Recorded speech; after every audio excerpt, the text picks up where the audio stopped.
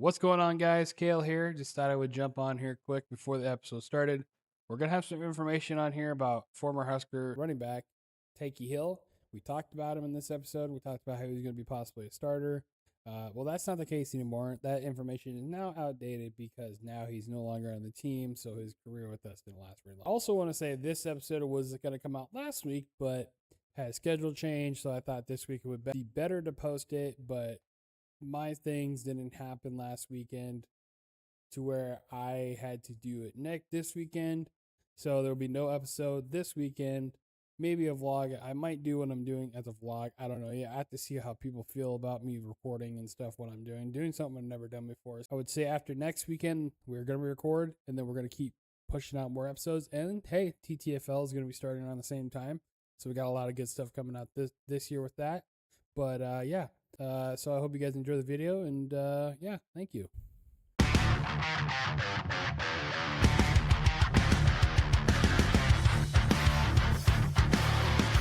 Hello, welcome back to another episode of TNT Boys. This one is also another pre-recorded because Sam is hosting his powerlifting competition at the YMCA. Today is, will be August 15th, 2026. Joined here with Daniel again and Sam. We're going to be doing our Husker kind of preview show since Husker football is slowly approaching up on us here. Go Big Red. I feel like we haven't really talked a whole lot of Husker stuff lately, so I said, why the hell not? That's true. So That's true. I'll kick it off by apologizing for last episode when we talked about key names entering the Hall of Fame. One of them is former Husker legend running back Roger Craig. So just want to say that Roger Craig is getting inducted to the Hall of Fame, NFL Hall of Fame this weekend. So, Kale, back to you. That's what's up. So we'll talk anything Huskers or just college football too with it as well. I'm assuming. I don't apologize for the rant I was on about that Texas lineman last week. So I show no mercy on that one. Daniel, are you ready for this Husker football talk? I am entirely ready to hear all about what you guys think about the upcoming season for the Nebraska Cornhuskers. Okay. Let's just start off right off the bat. Hit it hard. What are we expecting for this year? Like, what are we, like, preseason's finally coming to or the preseason, I guess, is kind of wrapping up, I guess, for college wise.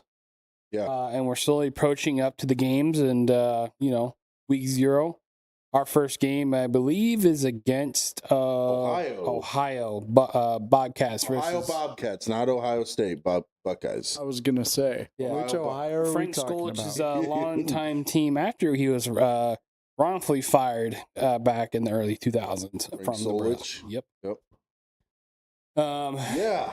Sam, I'm going to go ahead and start with your expectations this year. Well, I think that it's going to be an interesting year. I think that we have a better team on paper than people think.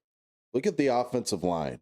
Oh, dude, I'm glad you brought that up. I was waiting for it. I mean, the offensive line is where it all starts. The offensive line is so improved this year. We've got so much more size and beef up on the front line, Daniel. I'm talking beefy boys. You look small again compared to them. I'm talking like super heavyweight powerlifter build.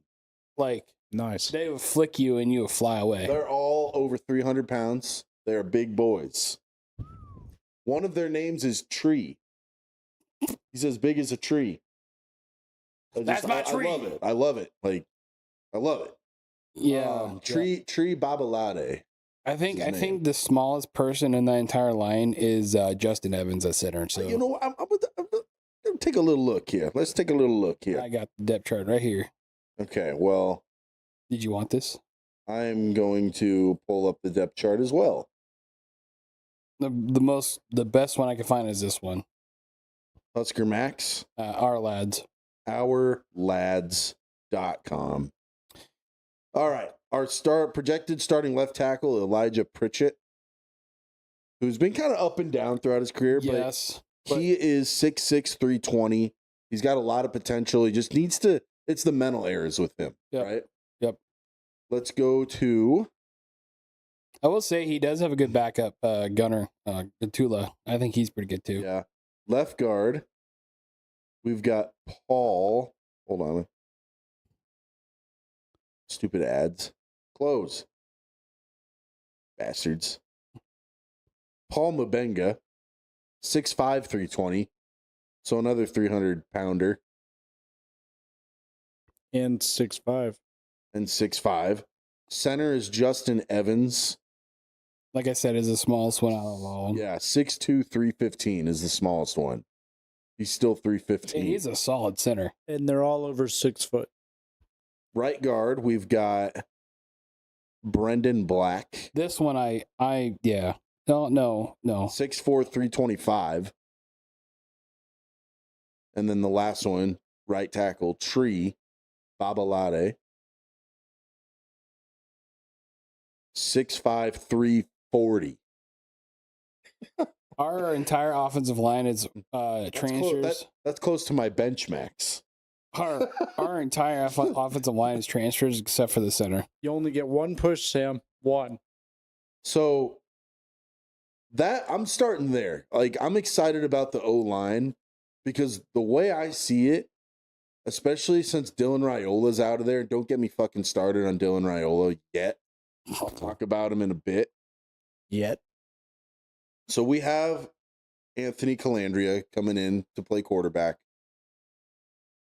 I feel like we're going to be physical with that offensive line. We're going to run the ball. Emmett Johnson's not there anymore, but we've got a lot of good running backs. So our lads has Isaiah Mosey listed as a starter. Don't know if I agree with that because it's going to be a running back by committee approach. And I really think Jamal Rule, based on the spring game, is really going to eventually separate himself from the pack. Mekhi Nelson, we'll see, because I know he got in trouble earlier this offseason. Yeah, but they dismissed it, so. Did they dismiss it? Yeah, Okay. so Rule has still the chance to suspend him. We also got a transfer running back. His name is Tyke Hayes. And he was a backup on Penn State last year. Penn State had Katron Allen and Nicholas Singleton, who both got drafted into the NFL. So they're studs. This Tyke Hayes was a backup to them last year on Penn State. He transferred to some smaller school. I can't remember where. I think it was in like Illinois or something, some smaller school. And he was going to be the starter there. Then Nebraska came calling, and he's transferring to us. He's not on this depth chart for our lads. But Tyke Hayes, they did an episode about him on Husker Online. Shout out Husker Online podcast with Steve Sipple and I would like to pick his mind. Sean Callahan. Sean Callahan and Steve Sipple. I would like to pick their minds. They're fun to listen to when it comes to Husker football. Mm-hmm. So interesting situation with the running back room because you got a guy like Jamal Rule, who's the flashy young freshman who had a big spring game. Mm-hmm. You got Mekhi Nelson, who's a hard-nosed runner. I like the way Nelson runs. You got Mosey, who's more of a pass-catching back. Shifty in space, can catch the ball. You got this Tyke Hayes, who I don't really know what he's all about yet, but supposedly he's going to be pretty good. We still got Quentin Ives, who's a bigger running back. Yeah, and Connor Booth. Connor Booth, the one white dude, who had a decent spring game. He can ball. He's probably a truck, you know. So now, who knows who's going to get the bulk of the carries? But offensively, I like the O-line, the starting five. I like the running back room. And then we just got to see with Calandria if, supposedly he's a better fit for Holgerson's offense more so than Raiola. We got to see it with the mobility. Okay, he can run around a little bit better. And I think we'll eventually see TJ Lateef there too a little bit, maybe. And hopefully if we do see Lateef, he's, improved from last year. Because what I saw last year out of Lateef, I wasn't 100% sold on him. He had a couple good performances. Yep. And then we also had Daniel Kaling coming back. And I like our receiving core. I like that Isaiah Hunter is back because he was good for us last year. He's going to be the X receiver. Ja'Cory Barney's going to play the slot. And I like Ja'Cory Barney. I know he did some dumb stuff last year, returning the ball and had some fumbles and stuff. But he's fast. He's shifty. He's quick. He runs the slot. He's a perfect type of body to run the slot receiver position. And then Quasi Gilmer as the Z receiver opposite Isaiah Hunter. And I've heard good things about him too. I've heard good things about some of these backup receivers like Quinn Clark had a good spring game. He scored a touchdown in the spring game. Cortez Mills is supposed to be pretty fast. Janiron Bonner, who is more of a versatile offensive weapon than he is just a wide receiver. He's had reps as a fullback. He's had reps as a tight end. There's a lot of different ways you can use a guy like Bonner. And even our backup offensive linemen, I feel like we have some good depth. So just looking at the offense, there's potential for us to be good. It's there. And we've been quiet this offseason. Matt Rule hasn't really been out in the media saying a lot of stuff, doing all those things like you did last offseason. I feel like it's just been keeping your head down, nose to the grindstone. We look at the defense, and there was one player, Vincent Shavers. So he's going to be starting at middle linebacker. And I'm excited to see what kind of season he has. But then also backup defensive tackle, I guess right now, Jazeer Whittington had a good spring game. He was someone that Adam Carricker talked a lot about on his podcast. Even though he's listed as a backup, I could see him getting some reps in, rotating early and often and making some noise. Right now he's listed as the backup to Owen Studemeyer, who's also a stud. I think defensively we're going to be a lot better. Oh, yeah. Even that, Van Poppel, he's really good. So he has one more year unless he decides to go to NFL next year. But yeah, there's some good players coming back. We got Dwayne McDougal at free safety, Donovan Jones at corner. We had a lot of San Diego State players follow their DC Rob over here. So, and some big guys too, some good depth wise too. I think so. Overall, I think a lot of people are saying Matt Rule is on the hot seat. I hate that they're saying that because I just think you need more time. You need more time to build and really instill that culture. But you just don't get that these days. I like Matt Rule, and I think he can be the guy. I hope we improve from last year, but the way our schedule looks, it's going to be tough. It just is. But Matt Rule technically has improved each year, and I really think last year would have ended up a lot better had Raiola not gotten injured. Now Raiola's gone, and it's a whole different regime coming in, but I still think Matt Rule can be the guy. I just think I like how he's stayed quiet this offseason, focused on football, nose to the grindstone. I hate how Nebraska fans can be so gung-ho, critical. So critical. Yeah. So critical early on and being like, well, why is he doing a podcast? Like he had a podcast last season. I loved it. I love that he was doing that. And I think he's the right type of guy you want leading your football program. And I don't think he should be on the hot seat already because had last season finished differently, we wouldn't be saying that. And I think it would have finished differently had some injuries not have happened. And you could say our offense was very Emmett Johnson heavy, but when Dylan Raiola was healthy, we had a passing game. And now we're hopefully Calandria can fill that void this year. But looking at our schedule, I'll let you give your thoughts before we get into the schedule. Go ahead, Kale. I mean, you pretty much will nail all that on the head. You know, I really do like what we have at receivers. I really do like that we have Calandra starting, you know, because I still think Latif is still pretty young. You know, even though he got experience last year, midway through. Latif could still be the future. He could. But he's just not ready. He's not ready yet. But I also wouldn't count out Daniel Kalen either. But we also have Trey Taylor coming in. Yeah. Who is going to be supposedly a good quarterback for us. So I'm excited to see that. But what I like about Calandria that he does better than Raiola is he extends the play better. He's mobile. Yes. Mm-hmm.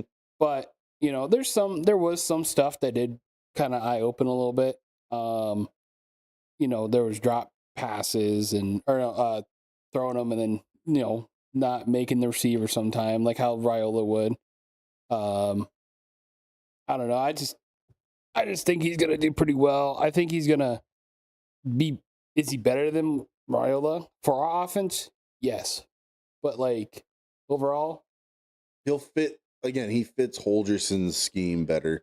One complaint. Oh, well, actually, one thing I do want to say about Ja'Cory Barney. I think he's gonna have a great year at the slot. But last year, and you can attest to this, is I hope he learned from. You know, when he did the punt and kick returns of the dancing around too much where we be fumbling it when we don't need to be fumbling it. And, you know, maybe he learned from that and someone got that through his head. Cortez, you know, I think he's going to have a good backup year. Hunter is going to have a pretty good year.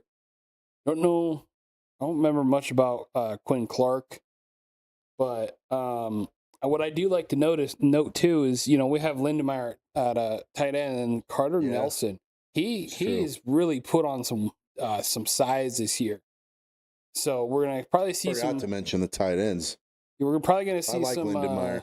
We're probably gonna see some back and forth with that probably, or a 2 tight end set.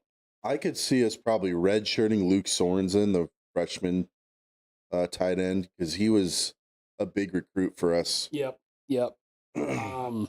Connor Booth, I really like him, but I know he's already redshirted this year. What I want to see is us using a fullback though, and maybe Connor Booth could do that. Yep. Defensive wise, like I said, Van Poppel, I think he's going to have a great year. We also have a good left edge there. And then there was one notable.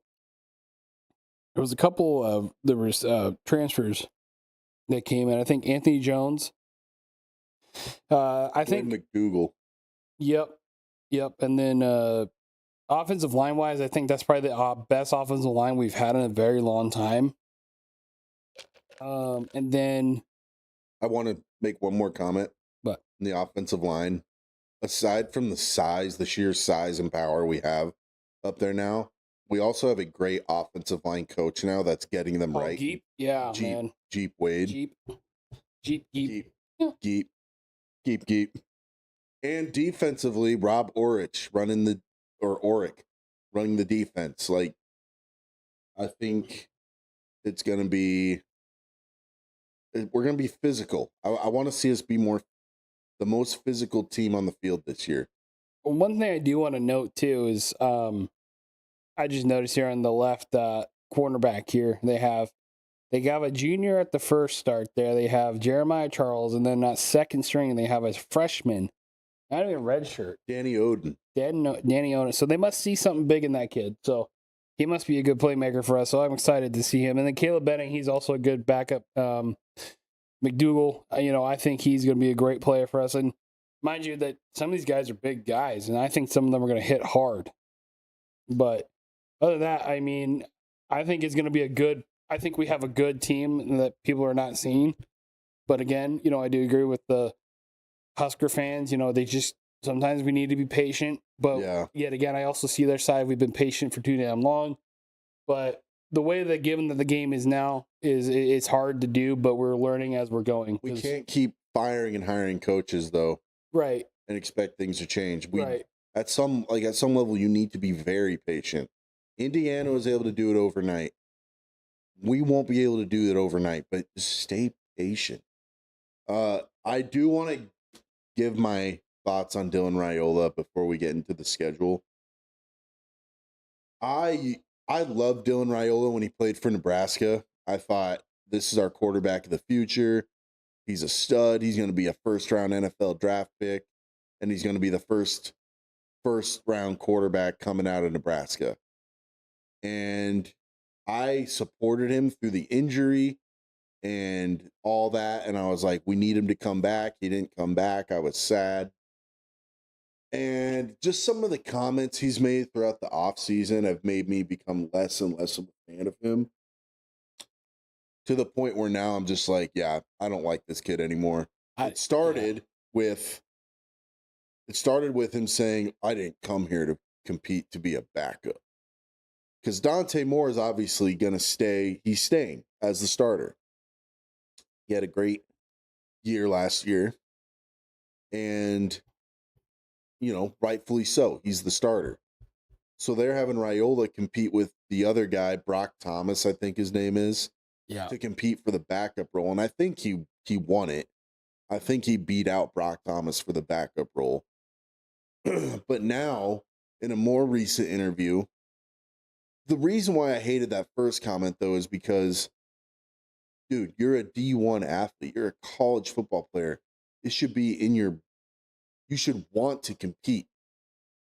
Whether that's for a starting position, a backup position, you're a D1 athlete. You should want to compete. You're an athlete. But then furthermore, more recent interview, he basically was bashing Nebraska. Yeah. I didn't agree with what he said. Like, they don't have cornfields here. They have trees and nature, and I love the nature. And that's where you should have fucking went the first time. And then he said, they have a lot more talent here than at Nebraska. And it's like, how much money did we pay you, kid? And you're gonna go on there and bash us now. I bet you he thought he was gonna get a good free ride. I've lost a lot of respect for the kid after kind of seeing his true character this offseason. It's just like, man, maybe we did dodge a bullet by getting rid of him, or not getting rid of him, but letting him go, like letting him walk and transfer. So, Daniel, I want to give you a chance to chime in on some of this, because me and Kale have been kind of hogging the spotlight. No, it's so understandable. far. You guys realize that I'm not all that good at the football thing yet. Well, and it's also Husker football, and you're not. Yeah, you guys are really deep into the Husker football, and I want to get there. I want to learn it. I want to get better at it. I guess anything that Kale and I have talked about so far, like that kind of strikes some interest in you that you want to talk about. Yeah, for sure. The one thing is that you guys talked about the fact that you have some of these big players up front. That's a good thing, because with some of the returning players that you have, that Nebraska's put their investment in their receivers and the performance of the quarterback who's starting, I mean, it looks like Nebraska has the opportunity. We have the opportunity to really forge ahead and accomplish something. Now, I don't want to put too much of a head of steam on that idea and say, oh, yeah, this is Nebraska's year. I agree entirely with what you said, Sam. I think there needs to be a point where the Nebraska fan base needs to come to terms with, we have a coach that's pushing us in the right direction, and we're willing to continue to rally behind that coach and continue to actually build the dynasty that we want to see in the future, instead of continuing to lean on the one that we have to let go of. Because it's not that Nebraska doesn't play good football, and it's not that Nebraska couldn't be one of the greatest football teams in the NCAA again, but that's not something, like you said, that's going to happen similar to in Indiana, right? It's something that for us, we're going to have to continue to go through our strides. And if we keep removing the coaches, and especially when the number of times that we've removed a coach, especially when that coach was actually statistically doing well. Yeah. And I think that that's the case here, where we have a coach that's still statistically doing well. I don't think people realize, like, even though we've been 7-6 the last 2 years, this is the first time we've made it to back-to-back bowl games. But people don't look at it that way. In a long time. Like, he's led us to back-to-back bowl games. Sure, it's like the bare minimum 7-6 record. Still a winning season. But it's still a winning season, and it's still bowl games in back-to-back seasons. Now I know for like Nebraska fans, like, oh, we want to go to the college football playoff. We want to win national titles, but it's a start. You got to start somewhere. It's a step in the right direction. Like, give it some more time. He's going into his 4th year now as our head coach. Just calm down. Like, yeah, like some Nebraska fans, a lot of Nebraska fans, they're just impatient. They think, if we just bring in a new coach and a whole new regime, oh, Tom Osborne all over again. Where it's like, no, that's not going to happen. Like, unless we were to bring in like Nick Saban or Urban Meyer or like someone, a monster hire. like a legendary coach, it's not going to happen. But with his ear. Yeah, I know. Sorry. But I like that we bring in these guys who have had success, but they're not like legendary, and it gives them a chance to build their own culture and to write their own history. And I like Matt Rule. I think he's a good football coach. I think he could be a great football coach. Now, can I say one thing about coaches stuff? Yeah. So a lot of people tend to forget too is that once we get a new AD, so we went through Bill Moos, but now we're going through Troy Daniel, and then we went through what's his face that now is at fucking Wisconsin. Even when Frank Skolich here, we get all these athletic directors. Course. They come in and then they decide that, oh, let's clean house. Happened to Pliny, happened to Skolich, happened to, okay, well, to be fair, Frost deserved to be fired. That was a bullshit hire. Yeah, looking at it now. certainly. And Mike Riley. The way that it played out. Like, Frost had the best potential, but the way he carried himself. Frost was overrated from the beginning. Yeah, he was too new at being a head coach, I think. But, us Husker fans, we fell in love with the idea because, oh, it's a former Husker. Hey, cool. And then, who wouldn't love that idea? Even being that I support the Huskers as my second team, that was a great dream. At the time, it just seemed like a match made in heaven. That was a great thing, yeah. And it just never panned out how we wanted it to, and it's unfortunate. But, then it was Mickey Joseph as the interim when Frost got fired. And then he had and I liked him. And then he had his situation. It turns out he was not guilty. So, and now he's at Grambling State and doing a good program there. And I wish he could have stayed on as one of Matt Rule's staff, as a, whatever, like an OC or a receivers coach or even like a scouting coordinator. Yeah. Yeah. Sometimes the former player thing just not pans out. I mean, and not to be biased, but I feel like the only team I think we've ever seen so far with the whole staff of former players is Detroit. It's actually kind of working out. Yeah. But anyway, no, I just thought of that because you keep mentioning coaches, but you also got to think too the ADs. But like Troy Dannon, I think he's our guy right now. So I think he's doing pretty good. Unless he gets offered a higher position somewhere else or whatever else, I think he's going to stay there for a while. And I don't think he really wants to fire Rule right now. Like, if we had another 7-5 or 8-5 or 9 and whatever, I think that, again, that's another winning season for us. So, I mean, if we go 8-4 or 9-3, I think that's a great. I would be ecstatic. But since we've gotten the college playoffs, it seems like that's okay. If you're not in the playoffs, our fucking team sucks. Or we don't touch the playoffs or get close. Our team fucking sucks. But if we go 9-3 in the regular season and lose our bowl game and finish 9-4, I don't care. That's a great season for us. Not only that, what I like about 2 more wins than last year. Yeah, the last 2 years, I would take it. Yeah, it's progress. Progress is progress, no matter how small. Right. And what's wrong with making minor adjustments to a major program that can make results happen? Well, that's another thing. We've got a lot of new players coming in. Yeah. Yeah. Well, even when we had Pliny too, when we would make the Holiday Bowl twice a year, back to back, people were cool with it. But, Sean, of course, whatever his fucking name is, that stupid head, thought like that wasn't good enough. These constant 9-4 seasons, 9-5, whatever. There's times that when we had Pliny, we were in the top 5 at least a couple times. Do we have the greatest players? No, but we still got it done. I felt like at the time they fired him, he was finally starting to kind of get it together too. Well, yeah, and but they cited him, the firing as well, it's just not the image for Nebraska. That was the image for Nebraska. It was. Fuck you, football. That's what it was. Even when Carl was there, we had a great time with Carl, but then he went to go do fucking stuff with his nose and sniff shit up in Florida Atlantic. But hey, you know what? That's I beg my pardon, But the point is, is just we need to stop making stupid decisions. Yeah. And I think Rule he's doing a good job, and there's still a lot of people that don't believe in, oh, you're still drinking the Rule-Aid. The Rule-Aid. Well, yeah, dude. I mean, he's our coach right now. Like, how is not back-to-back bowl games to you good? If you're a true Husker fan, you're going to support who's ever there right now. Yeah. Unless you really suck. I mean, I hate to say it, like Riley did okay at one point. Riley had one good year. Yeah. Yeah, but he inherited a Pelini team. He inherited a Pelini roster.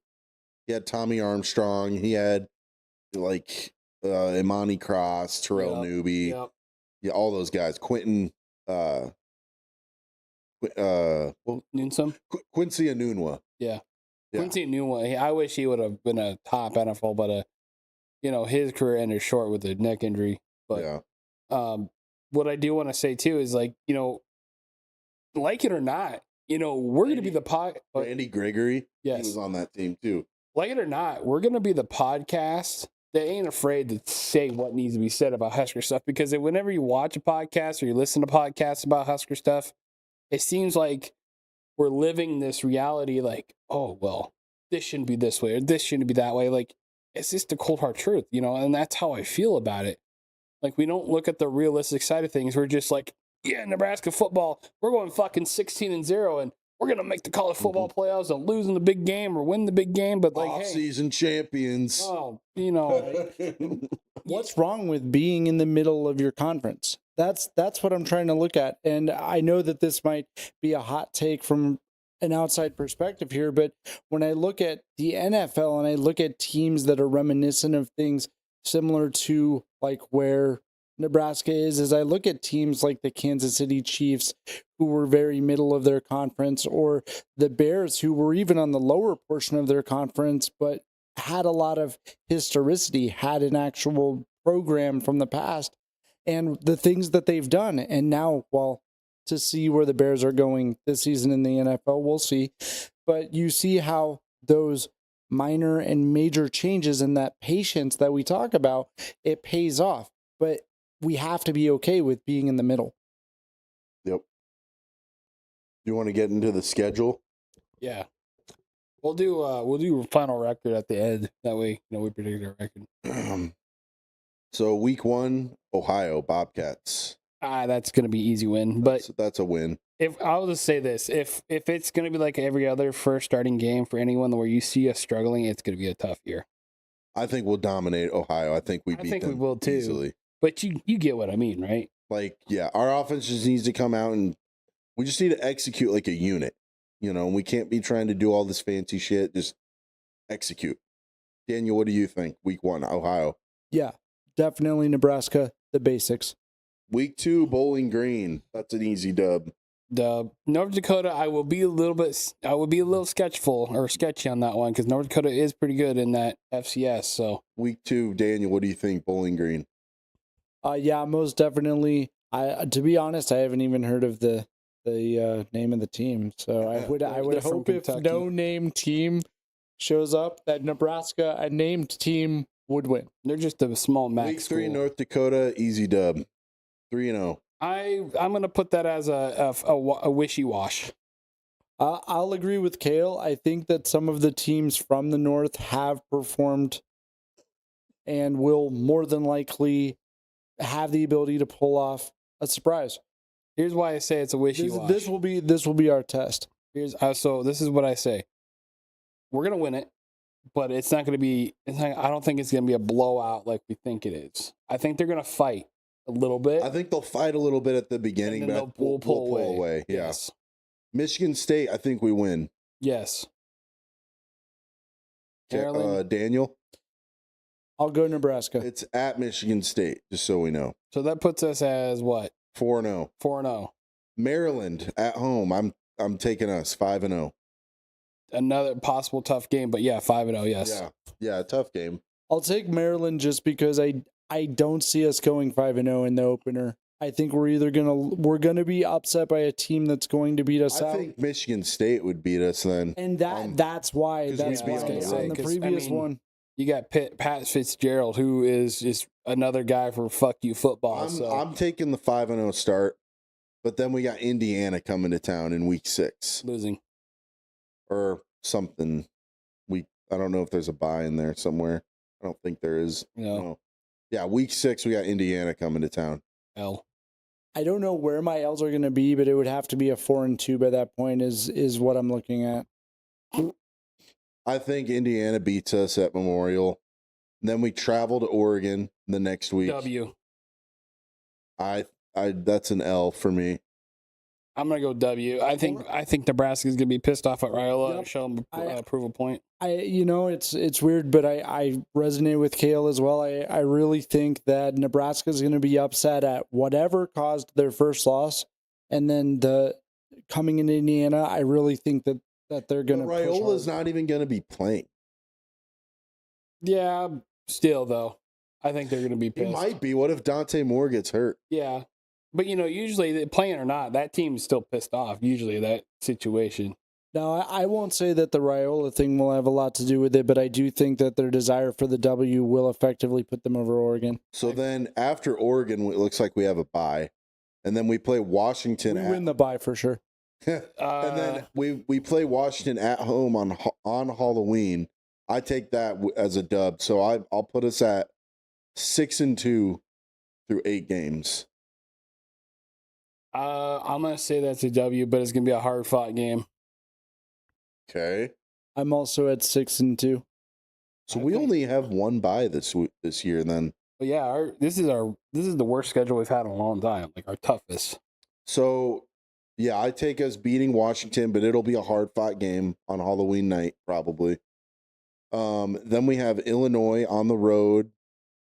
I hate losing to Illinois, man. I just feel like we should beat them. But somehow we lose to them. I know we do. I'm going to take us 7-2. I'm going to take us. So right now I'm 7-1. No, you'd be 8-1. 8-1. That's our off one game. I'm going to take Illinois just because the historicity is that they keep beating us. I don't know why.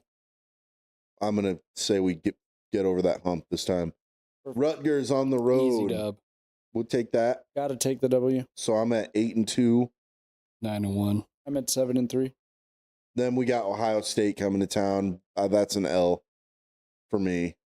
Yeah. So I'm gonna 8-3, and then we go to Iowa. We got to beat Iowa this year. I gotta take us. So I'm gonna take the W for the fan. So I'm gonna say we have to beat out. So Iowa I have us finishing 9-3 in the regular season. I think I'm 9-3 because I said 10-4. No. Well, no, you said Rutgers will win. You had us at one loss through Rutgers, and it was to Indiana. Yeah. What about Ohio State? I said loss. And then Iowa. Win. So you would have us at 10-2. Yeah. I'm at 8-4. Okay. So we're all one win off from each other. Kale's 10-2. I'm 9-3. Daniel, you're 8-4. What were we talking about, Sam? You said 9-3 was ideally what you would look at for being an amazing season for Nebraska. 8-4. I would take 8-4 too. All right. I was gonna say I'm trying to be a little more humbled. I would take 8-4 because we went 6-6 2 years ago, made the bowl game, won, and then last year we went 7-5, made the bowl game, lost. So we technically finished 7-6 the last 2 years, but our regular season record improved from the previous year. So if we go 8-4, our regular season will have improved by another win. Right. Now my question would be, can we be okay with another season where we're 7-6? It depends. Depends how the season goes, I think. You want to know where the 6 are? I'm not trying to be overly optimistic, but I could see us being as good as 9-3 this year. definitely a possibility. Best case scenario, I think we're 9-3. I think we're a pretty good underdog. And you think we're 10-2, so that's even better. Yeah, I mean, on paper, like I said, I think we're good. But got to go out and execute too. Yeah, and then you got to think 10-2 could maybe get us into the playoff. Yeah, even 9-3 might be. Shit, I'll take a pretty good bowl over that anyway. So yeah, if we didn't make the playoff. Oh, I know. I'm just saying, double-digit wins in the regular season. Typically, that's like you're flirting with the playoffs at that point. Yeah. But you also got to think too, as the seasons go, we're also going to see teams, like Ohio State possibly have injuries, and we'll have injuries too. We're going to see, and we're also going to see Indiana with see if they can actually back up the, them winning national championship this year. God forbid, I think they will. God forbid, Calandria. Like I hope, he doesn't go down. But if he does, we're going to have to see what Latif can do. Yep. The thing is about every year, you never know who's going to be good until you see how they play the first game. Yeah. Right. And anything can change between even seasons. After the first game, like teams evolve as the season progresses. And who's to say what happened in the offseason, right? What if Latif does get put in for some rotations and he throws some of the best schemes we've ever seen? I mean, I think they should have a package for Latif because he can run. Yeah. Well, we all know they're pretty solid on Calandria. It's just. Well, I know they're solid on Calandria as a starter, but that doesn't mean they can't have a package for Latif to run like some QB runs or some option stuff, sneaks and stuff. Yeah. Yeah, some QB power or some like speed option type stuff where you can get him running because he's fast. Fast as fuck, boy. Fast as fuck, boy. But yeah, 10-2, I think is realistic. I think yours is realistic. Yours is what? Mine was 8-4. 8-4. I think I'm trying to be the most down to earth that I can be. I think that's pretty realistic. I think, and that's where I feel like 8-4 is on. Like I would say, Kale, like your record is like on the high end. Yeah, of like what I would expect. Hopefully Daniels optimistic. is on the very like kind of low end of what I'd like to see. And then yours is like the average. And mine's like right in the middle of what I would like to see. 9-3 would be perfect. And I think that and that's losses to Indiana, Oregon, and Ohio State, really the three big dogs on our schedule this season. On paper, sorry, go ahead. No, and I think that this is really idealistic, and that's why I tried to aim a little lower because I don't want to get my hopes up. Looking at the ideal being that we should, as a program, be able to only be beaten by the three teams. Right. But somebody's going to fight harder because they know it's Nebraska. Yeah. Well, I looked at it as, this year too, is like, okay, first two games are going to be tough, or not easy games, but then North Dakota, okay, I know how North Dakota plays in FCS. They did pretty well. They have a lot of good players over there for FCS level. Yeah, I heard good things. Michigan State got a new brand new coach. Who knows how they're going to play this year. A little, back and forth for that one. Maryland, they've been okay, but didn't last year we have a dogfight with them last year too? Or was it the year before? We had a dogfight with Maryland last year. Okay. It was a shootout. Okay, then, realistically, Indiana, we're probably going to get our asses stomped. But that's because we have the N on our chest. Indiana, and that's the thing. I mean, it's not like Fernando Mendoza is there anymore. Yeah, but they also have another good quarterback there. But Cignetti's a great coach. Yeah, and he's going to have something prepared. Yep. And Oregon, I think that's going to be a fuck you chirpy game anyway. Yeah. And if we lose that game, and if I was wrong, I mean, I'm not going to be mad about it. It is what it is. Oregon is. I'm not saying Oregon. I still have a soft spot for Oregon. Yeah, they have a program to do it. Oregon is just, they're a really good team. So, that was, a 50-50, but, I still think Nebraska will get it done somehow in some, ending regulation side of things. Yeah. Washington's still a good team. I can't forget they were, their coach led them to a national championship not too long ago against Michigan. So, I think that's going to be a good game. We've also have history with Washington. I would say they're the non-official rival of our, on the coast there. Yeah. Back in the 90s. Yeah. In early 2000s when we played them with Pelini. Illinois, they always have our fucking number somehow, but I think we're going to get that done, obviously. And then Rutgers, they're always fucking easy to play. Yeah. Ohio State, Julian Sane, he's a good quarterback, but again, he's he was injured last year, so we'll see if he's injury prone again this year. Julian Sayin doesn't like wow you with anything. No. He's just a quarterback. He's just incredibly efficient. Yeah. And accurate. Yep. But he's not going to run around and make a bunch of plays and, throw bombs. He's going to slice and dice you up and down the field. And then Iowa is just, they always have our number. They always beat us like 13-10. Yeah. But I think Nebraska is fucking tired of it, and they're going to be like, all right, we need to win this. Yeah, and on the optimistic side, I really think that Nebraska can fight in that way. We can take down a Michigan. We can take down a Ohio State. Hell, I mean, we almost took down Michigan last year, and then after the halftime, even USC when we played USC last year. So we should have beat USC last year. Yes, we should have. When Raiola got hurt, it all went to shit. So if Raiola stayed healthy, we would have beat USC. Right. So if this season, if I saw Nebraska lose to a team or multiple teams that they shouldn't lose to, only to actually take down a team that they want to show that, hey, those teams were flukes, this is for real. I could see that happen too. Yeah. So, yeah. I mean, I think our records are pretty, you pretty well put it, They're optimistic, but they're also realistic in some way. So, it's crazy. There's going to be people like, nope, not going to happen. It's 5-6 this year. Who's going to say that? Oh, just random people. 6-7.